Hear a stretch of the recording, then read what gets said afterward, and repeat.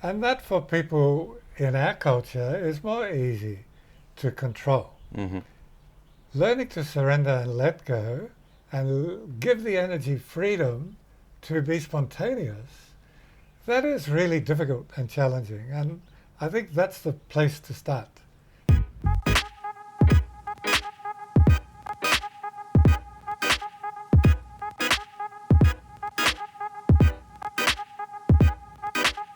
Welcome to this new episode from Pai, Northern Thailand, the beautiful village I'm currently inhabiting just for a short time. And here I am with Frank. How are you, Frank? Good, good. Very nice. Frank is the owner of Anahata Mystery School.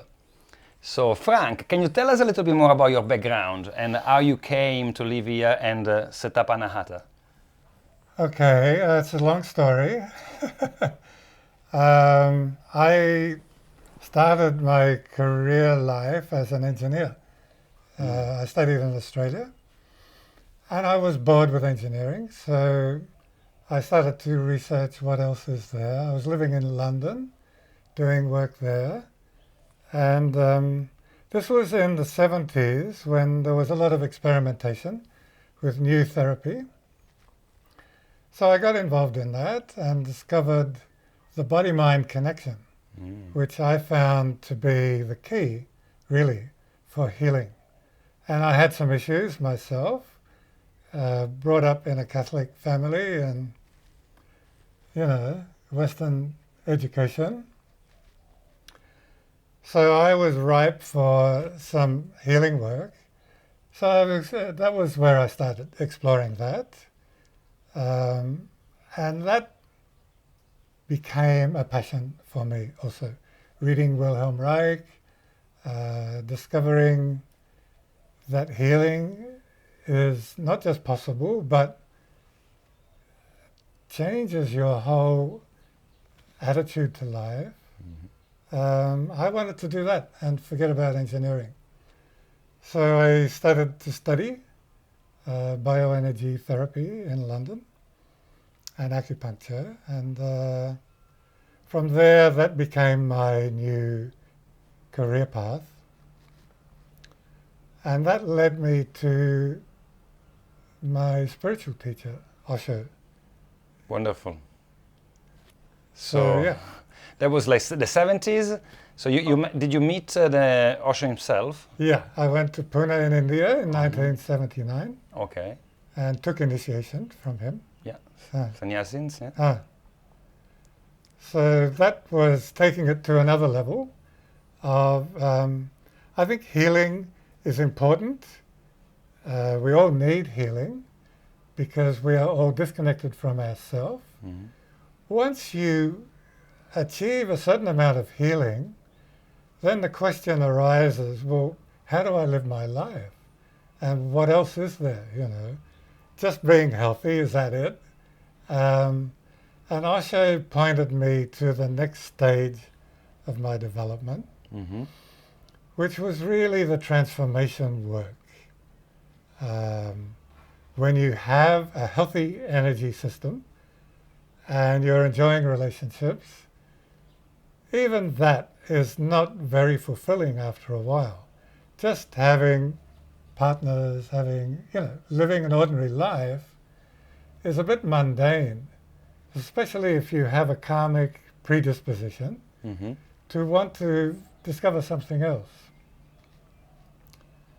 So Osho introduced me to transformation work, which is really Tantra work, of taking the raw material of our normal life, which is our sexuality, our emotion, our basic energy, and transforming that into something beyond itself.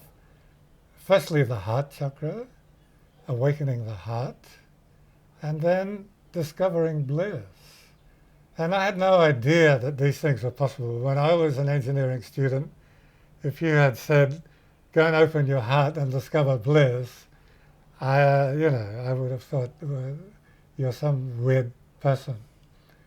But it's a reality that makes life so much more interesting and valuable And that was Osho's contribution to my development, you know. Wow, it resonates so much because, of course, the heart being a center that needs to be cultivated in a certain way. And when you talk about, you know, the raw energy that needs to be maybe sublimated, yeah, in a way, or kind of transformed.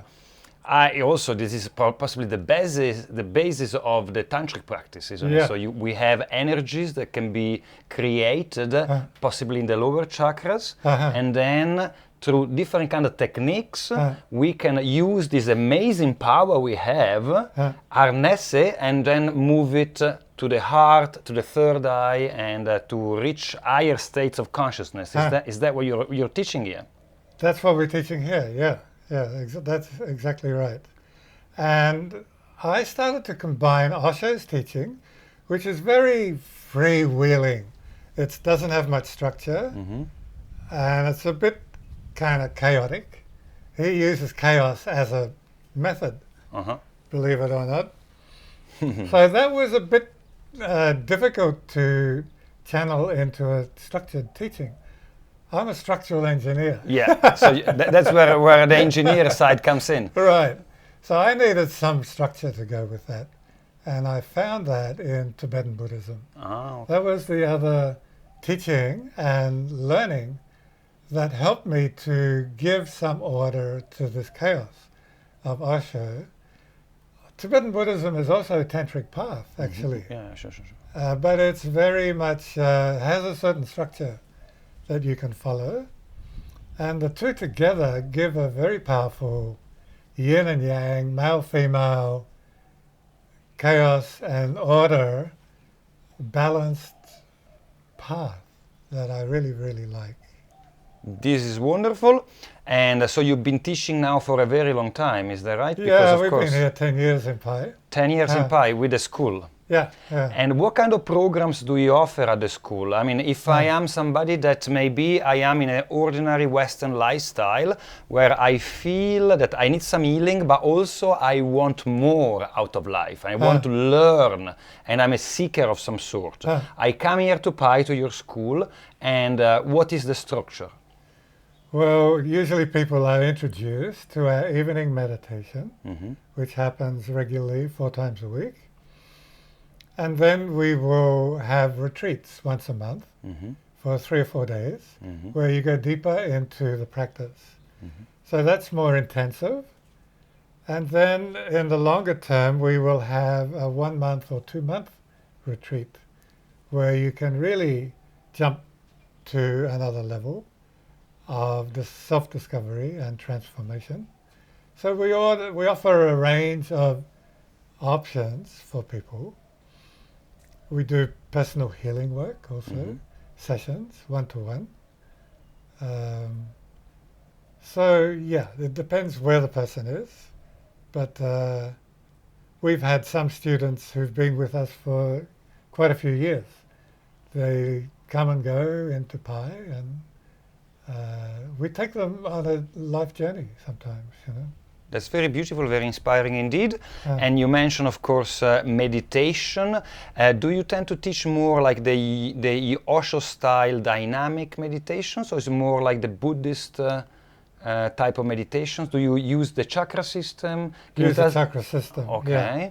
So the dynamic, a little bit, not so much. There is actually another Osho center here in Pai, where people go for dynamic. We do a lot of body-centered, chakra-based meditation, some that we develop ourselves, and some from Nada Brahma, Kundalini, Osho meditation, or Tibetan Buddhism. It's a whole mixture, but it's all about bringing that raw material energy, firstly to the heart, which is a big step in itself. You know, just for many people, the heart is quite jammed up, and to liberate the heart energy is a huge step. And then when it comes to the throat is when it becomes blissful, because then your head is released from the thinking, and the throat takes you into something beyond the bliss state. Very nice, very nice. So having these peak experiences of bliss on a regular basis leaves the body-mind connection more open, and you experience more positive emotions on a day-to-day basis. Yeah. So of course you have the beautiful peak experience of bliss, and then it stays with you, is that right? Or I mean, how can you then integrate what I learn here and then I bring it back into my own life and I practice it so that it stays with me? So that's a good question, and that's up to each individual. But in your life, it's very possible to cultivate bliss as a ongoing background hum in your life. Mm-hmm. You can do that with a partner, doing regular Tantra practice, but it doesn't have to be with a partner. It can be your own inner journey of simply inviting sexual energy to rise up. And that's all it needs, as a sincere invitation. That energy wants to move up. Usually you push it out. When you invite it up, it loves to be invited to come up. And it just automatically will rise up to your heart and to your third eye. And then in your daily life, you can walk around with a blissfulness. You look at the tree, you look at the sunset, and that same blissfulness is there as a subtle background, you know. It's lovely. It's something that I also practice myself, and I try, of course, to be as present as possible, as well as connecting with this energy, which is so powerful and so mysterious for most people, but actually. I mean, do you practice continence? You teach people how to practice continence when it comes to the sexual practice, yes, for instance? For men, yes. For men? Yes. And then for women, what are the main challenges? Is it like to let go and surrender, is that right? Or? It's firstly letting go and allowing that energy freedom to express.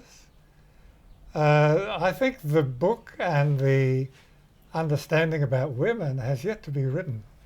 A lot of the literature on Tantra is written by men, about men, continence. The women's literature and the women's understanding, we're still discovering that. And somebody needs to write the book for the woman. How does it work for a woman? I can speculate. I'm not in a woman's body. I can tell you what I think, but I think you should talk to a woman and get her opinion. That's very important indeed, yeah. In Copenhagen we have now some new tantric practitioners that are also ladies, and but indeed when I think of books, I think of, for instance, Master Mantak Chia, who is a Thai Chinese master, and he wrote The Multi-Orgasmic Man, which is indeed a male-oriented book, indeed. Yes. And he comes from more for the Tao, or sort of, the Buddhist tradition, indeed, like you were mentioning, right? Because you studied both the Hindu side and the Buddhist side. And you say that merging the two is possibly the best, and that's what you're doing, right? What is the most approachable theory, in your opinion? Is it like if somebody had to start reading about it, would you suggest that? I would suggest start with Osho. Osho, yes. Which is the surrender path. So learn to wake up the energy and surrender into it. That's the most difficult. It's easy to control. Mantak Chia is a control guy. He's like the yoga of Tantra. He's telling the energy, come up. He's directing it. So it's a male path, as you said. And that for people in our culture is more easy to control. Learning to surrender and let go and give the energy freedom to be spontaneous, that is really difficult and challenging. And I think that's the place to start. Then once you've got energy moving, you can start to harness it and control it and direct it. But you've got to have that bubbling energy first. Because of course sexual energy is also creativity, imagination, being able to then use this acquired power into your day-to-day life, in your career, in your relationships. that's why you're talking about transformation, right? Because once you feel that and it becomes a tool that you can use, your life improves quite dramatically sometimes. Oh God, is that right? yes. Yeah, absolutely. I mean, we're living here like millionaires. We don't make much money. But how many people live like this, you know? And life supports us. That's the difference. The universe supports us totally. And we don't have to do much. If I want money, I just put my mind to making money and it shows up. That's amazing indeed. Also to be experiencing life more from a position of freedom without being so concerned about what most people are concerned about, which is again money and saving for the future and structuring the life in a certain way that is kind of passed on to us from our you say cultural traits, or could be conditioning. I also come from a Catholic background, indeed, and it's quite stifling sometimes. Yeah? It can be. So sort of liberating myself from this background also took quite a while for myself. I decided to come to live in Thailand and particularly Pai. So why this choice? Wow. Okay. I was living in Australia and working on my own healing and self-development. And I was focusing on the heart chakra quite a lot in Australia. And the more I was able to liberate and open my heart, the more I felt like a stranger in this country. I could not connect with people because everybody there, 95% of the population, doesn't live here. And I was living here. And I'm going, well, where is everybody else? So I felt more and more alien in this culture. And I can understand why people there get anxiety and depression. You know, it doesn't take much to figure that out. So I came to Thailand quite by chance for a visit, Koh Samui, and just fell in love with Koh Samui and the culture. And I could feel this culture has a heart that I wasn't feeling in Australia. It was just, so it was lovely. And I've been here now 20 years. I spent 10 years in Koh Samui, and I wrote my second book, What is Love, which is about the first 4 chakras. And then I wanted to write the next 3 chakras, the higher chakras. And I felt the energy of Koh Samui is not supporting this higher level. And by chance we came to Pai as a visit, and I saw the mountains, and I thought, here I can write about the higher chakras. This is the right energy field. So we came to stay in Pai. I love it too, yeah. Pai indeed is a very nice, beautiful place. Lots of mountains, valleys, hot springs, water everywhere. I really like it. And it feels a very genuine place, a lot more like Thai. I mean, of course, I love Koh Phangan. I'm kind of married to the island, and I love my new age bubble there. But it is good indeed to come and experience Pai as well. That's why I am here like once a year. It's very lovely to be here. Right. Very nice. So what are your future projects? I mean, of course, with the current situation, possibly there's been less students coming to you. It looks like now things are opening up again. So you're going to start a full program maybe from January, or what's your plan? Well, we're waiting until people start to show up. It's been actually for us very good because we have not had a year of doing nothing for 10 years. So it was nice just to kick back and do nothing for a year. And I was able to just go to the next level in my own practice and get more ideas for this book, which is not finished. So it's been good for my own writing and development, just to do nothing. And I got some great insights in the last year that will come into the book also. Very nice. So, of course, completing this book is a very beautiful project, and there's been lots of meaning, I'm sure, in writing it. And then, as soon as things come back, as you said, once you awaken or you feel more in the flow of nature and life, what comes, and you take it, you accept it, and you love it, and it doesn't really matter, right?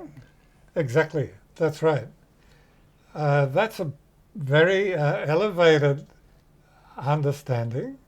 And I think what's interesting about what you just said is that we have to grow into that understanding. When we're doing the healing work, we have a goal. I want to heal. I want to remove these blocks, get out of this neurosis, and be natural. And when we're doing the transformation work, we also have a goal. I want to take this raw sexual energy, and I'm fed up with just chasing women. I want the bliss. So again, that's a goal. But it's only when you get to this higher level of the third level that you can say, whatever happens is fine. Even bliss, I don't mind if it comes or goes. Let's just enjoy this moment. Let it bring what it brings. And whatever it is fine. So yeah, I totally agree with that. I love it. Well, thank you very much. It's been a very good, energy, just hanging out with you and getting to know you a little bit more. And thank you very much for this interview, okay? Thank you, Luca. Appreciate you coming.